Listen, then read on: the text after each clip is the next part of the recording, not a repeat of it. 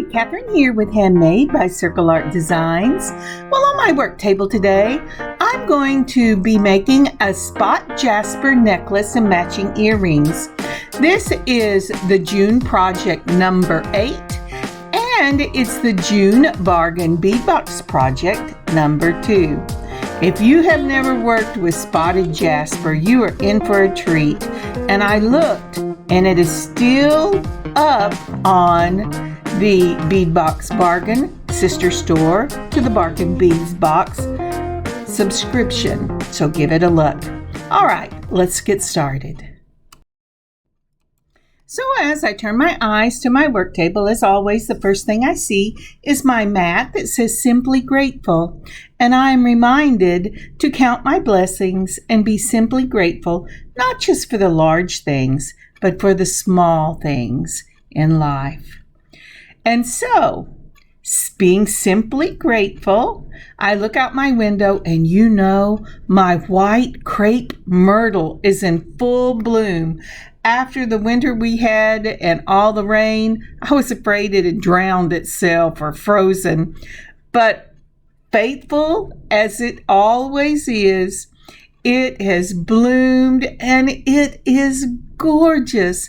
What a gift God has given us and the beautiful things in life to be simply grateful for. So, as you look around at your own home or your workplace, your family and friends, who are you simply grateful for today? Let's remember to count our blessings. All right, let's turn our eyes to the work table. So right off the bat, I've pulled this strand of 8mm blue spot Jasper beads. Now these are just gorgeous. I think in the card I said spot blue, but it's blue spot Jasper. I really love these 8mm beads. They are so nice to work with. And then again from the Bargain Bead Box, they have given us this beautiful teardrop pendant. It's in an antique copper and it is the blue spot Jasper. And it is so pretty. I've now confused myself with it. I have to stop and think. Again, from the June Bargain Bead Box, we have 4 pieces of this filigree links. They're joining links, and I'm going to use 2 of them for the necklace, and then I'm going to make matching earrings with the other 2. Now, we have gotten these beautiful little links before, so you might have them in your stash. Then I have pulled my number 1 copper crimps, and then from the Bargain Bead Box again, we have this gorgeous chain, and it is a 5.5mm by 5mm, and I think it's a luminaire, but it's a beautiful chain, and it also was still up. Now, along with that, because this is on my table, I'm going to go ahead and use my silver beading wire. I do have copper, but this is going to be completely covered, so I don't think it will make a difference. And the little 3mm spacer balls in a copper. Before we go on, because I'm always forgetting to put this little card in and ask, it's just, would you please take a moment and like and comment on this video? And if you haven't subscribed already to our channel, would you please subscribe? I know there are a lot of people that watch that aren't subscribed, and it really helps us. And one more thing, if you would share this, it would really help my channel to grow, because it always depends on what the algorithm thinks about what's happening on your channel. Thank you so much. I really do appreciate it. Okay, let's get on with this project. So this will be the bottom of the necklace will be with wire, and I'm going to use that blue spot Jasper on it, and I'm also going to put the pendant down on the beaded portion. So I'm pulling out about 10 inches of wire. The rest of it will be that beautiful chain that we got in the June bargain bead box. But I want the focal to be not just the pendant, but that beautiful blue spot Jasper.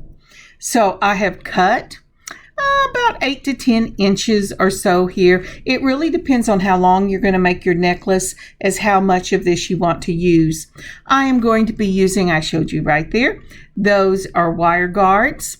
And I'm going to put on my crimp, and that's that little number 1 crimp in copper that I showed you. Now, if you have copper wire and you're not lazy like I was, go ahead and use your copper wire. But I really didn't find that it made a difference on which wire I used. Now, if I had used the one coated in red, yeah, it might have made a difference. But for this one, it doesn't really matter. Silver, gold, copper, I think it will all work about the same. Now, I've gone up through the tube on one side of the wire guard. I'm going around the top of the wire guard and down the tube in the other side. The most important thing when you are using wire guards is to make sure that your wire does not cross. When a wire crosses, even when it feels at first glance that it is tight and on there, because it's crossed over each other, the wire can slip and slide. It gives it that extra room, because when I use my crimpers, what it does is it causes an M to be formed, and that should capture the wire on both sides in their own little tube.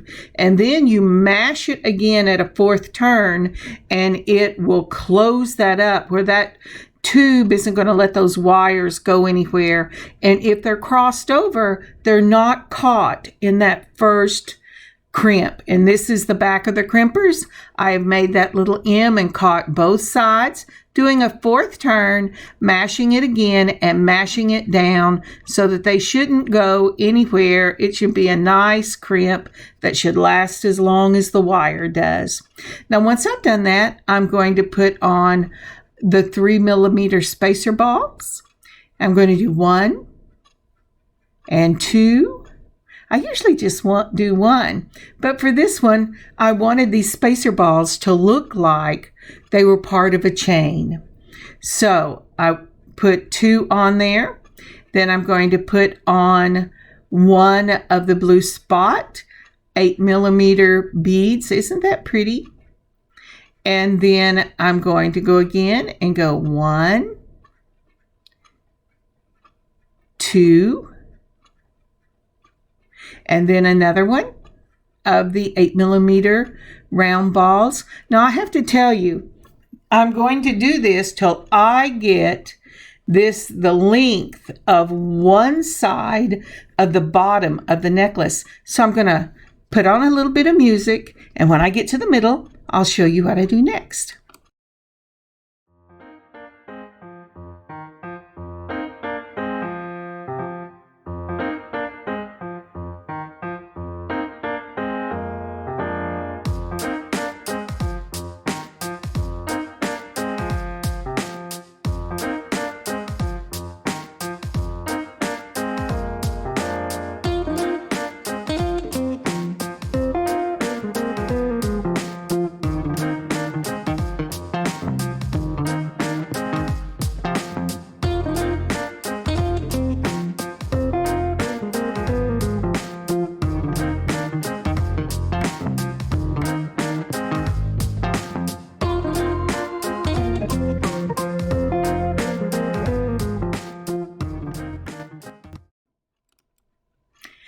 We're back. Let's go ahead and put some of these 3mm space out on the mat. Boy, I have to order me some more of these. I get these off of Amazon. Now then, for the center of the piece, I am going to build a space for my for my pendant. Boy, I lost the word. I got busy looking at my hands. For my pendant to ride on, because I don't want the pendant to be stiff and not go anywhere. I would like it to have movement, but I also do not want the wire showing, nor do I want the the moving of the pendant to fray the wire. So I am putting on 6 of these little 3mm spacer balls.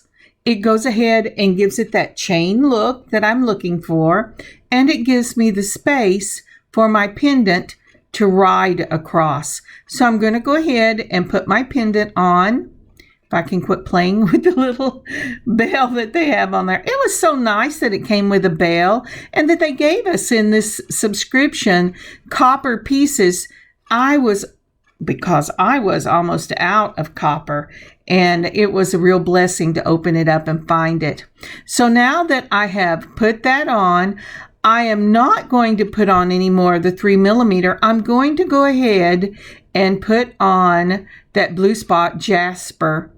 And then I am going to build this up just like the other side. And I will put on a little music and speed it up a little bit. And I'll meet you when I get ready to close this portion up.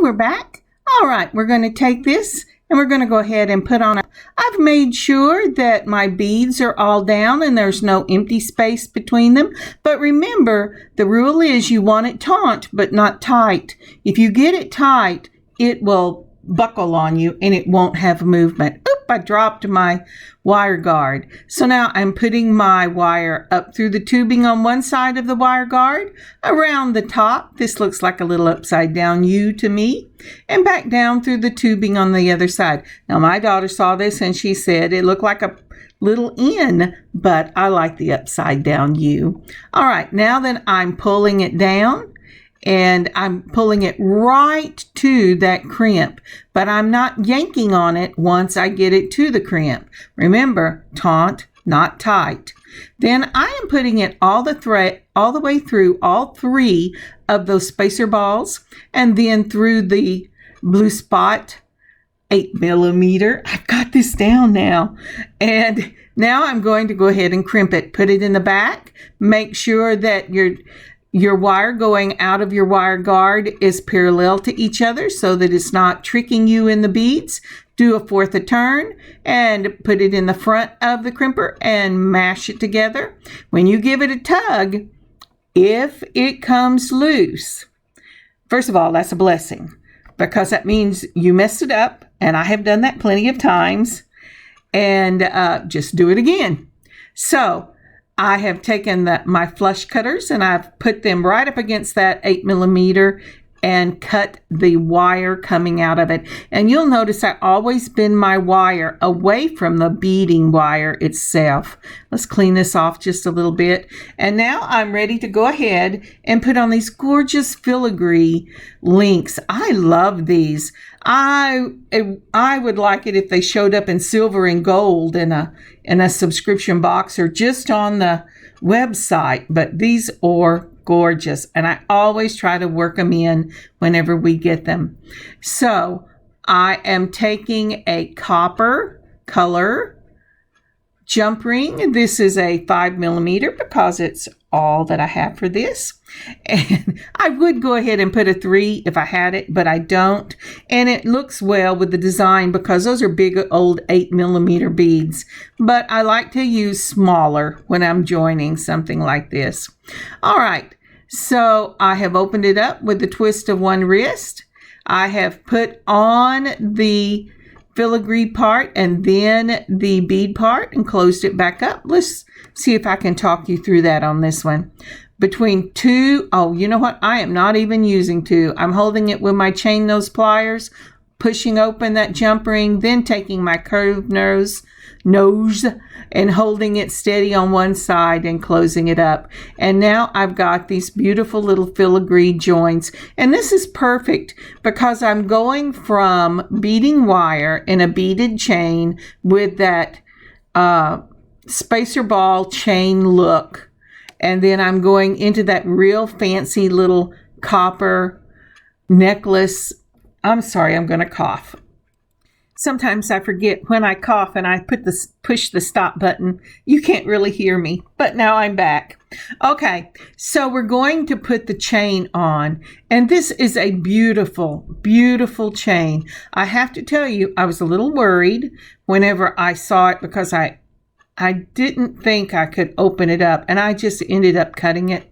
I am measuring the full length of my piece. I want a 28-inch necklace, and I need to measure the completed piece and subtract that from the 28, divide the 28, or whatever I have left over, divide it by 2. No, you know what? I'm not going to do that. I'm going to subtract out the whatever the bottom is, and it looks like it was about almost 9 inches. And I'm going to measure out the rest of the chain that will add to 9 and make 28 inches. And I am going to make this a continuous necklace. I'm not going to put a back on it, but because I will never use this if it goes into my stash any shorter than what it is. And when I put it up on the website, people that buy it will know this is a continuous necklace. And it is one size fits all. All right, because I just love those. You don't have to mess with a lobster claw clasp in the back. Now I like clasps that go in the front or that are magnetic, but I love these continuous chain necklaces. It's a continuous circle, and I just love them. So now that I've cut my chain, and again, you measure the beaded piece, however big your beaded piece is, decide how long you want your necklace, and go ahead and cut the chain, the length minus the beaded part. All right, I am taking my jump ring, chain nose pliers, going to right there, looking for the slit. I'll do it properly this time. Open it with one twist of one wrist, hold the other one down steady. I'm putting on the beaded piece, and then I'm putting on the chain. Isn't this a pretty chain? I don't think I have ever seen this chain, and I just love it.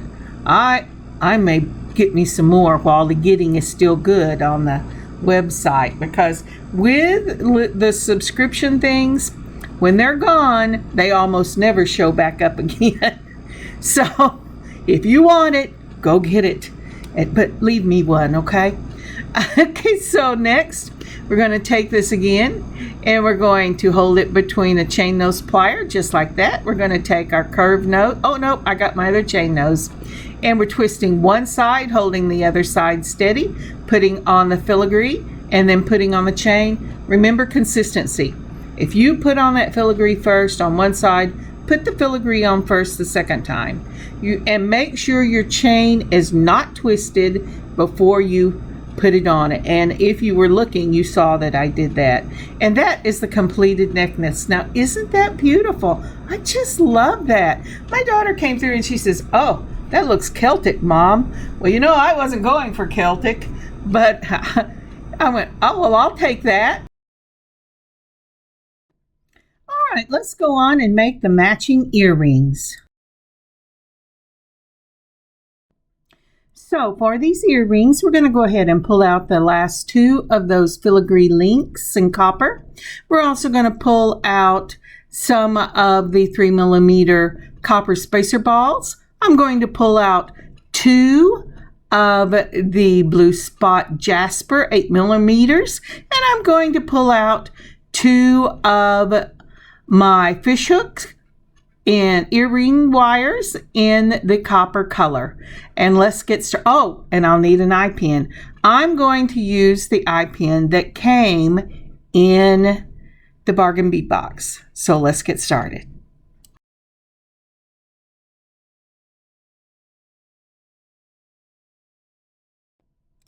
So we're going to start off this piece by adding a 3mm spacer ball, then our 8mm bead, and another 3mm spacer ball. Once we do that, we're going to take our straight nose pliers and we're going to hold it between them. We're going to push the headband to the back, then we're going to push it over the top. We're going to turn it to the bottom, and we're going to, oop, my fingers jumped off.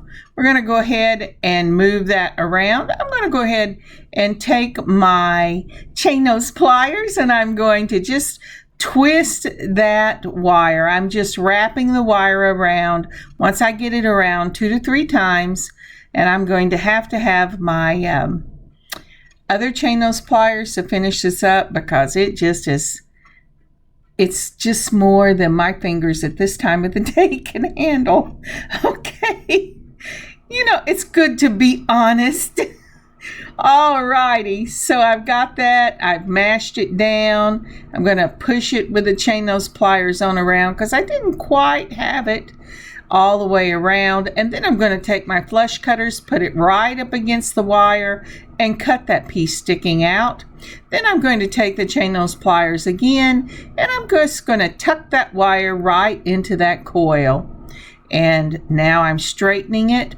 The reason I straighten it is you want your circle to be right over the center of your bead. And I've already done one, so those are both done. And the reason it needs to be over the center of your bead is because if it's not, your bead will hang kind of whopper-gaggled and it'll lean to one side. And we don't want that. We want a nice, beautiful dangle. All right, now I've pulled out my copper jump rings. I'm going to take a chain nose plier, hold it between the chain nose plier, trying to decide if my fingers can do it. Then I'm going to open it up. Oop, I didn't have the little slot at the top. With the other, remember, hold one side steady and twist with only one side. I've put on my charm and then my filigree. Then I'm again twisting only one side. I'm bringing it down and giving it a little nudge, touching the top to make sure it's not rough. If it's not rough, then it is closed. If you feel rough spot, play with it a little longer. Okay, so again, we're going to hold it between the chain nose pliers. One side steady, one side twist. Go ahead and put on your dangle, then your filigree, and then again, one side steady, one side twist. Give it a little rock. Make sure that it's closed. I had to touch it once I set it down because I forgot to touch it before I did. And that is done. Now then, just to finish these off, we're going to go ahead and first take, I've almost forgot, my ear wires, and I'm twisting the loop on the ear wires because I want these earrings to face to the front. When I look in a mirror, I like to see the front of the earrings, not the side. That's just my preference. So any earrings you buy from me will always be where they show from the front. All right, so I now put on my filigree, then I'm going to put my ear wire. I always put the back of the ear, the front of the ear wire and the front of the earring itself together, just like I would right sides of material. and close it back up, and we have got one earring. Let's go ahead and do the other. And it's the same thing. You're going to open with a twist of the wrist. You're going to put on your filigree first. Then with the right side of the ear wire, touching the right side of the earring, you're going to put it on and close it up. Make sure it's closed. And we got a finished product. Look at that. Now, isn't that pretty? Okay, let's go ahead and look at the finished pieces. So we have these lovely filigree earrings. Let me clean this off of the stuff everywhere. Now, isn't that pretty? And look how beautiful this looks with that matching necklace. This is such a beautiful piece. I have to tell you, I've never worked with that blue spot Jasper, but I think it is amazing. Okay, let me show you some pictures. And as those are queuing up, please remember to like and subscribe. Thank you. All right, look at those earrings. Aren't those gorgeous? I just love these filigree earrings. What a joy to work with these. And they are so elegant in their look. And the necklace, it couldn't match any better. Isn't that beautiful? I love the rich tone of this antique copper. It is just perfect. These will be up in the shop at circleartdesigns.net, so remember to check them out. Thank you again for joining me today. I hope you have had some fun. I hope you've been inspired, and I pray you have an amazing beading adventure of your own. God bless you, God keep you safe, and God be with you till we see you next week. Kathryn, Handmade by Circle Art Designs. God bless y'all.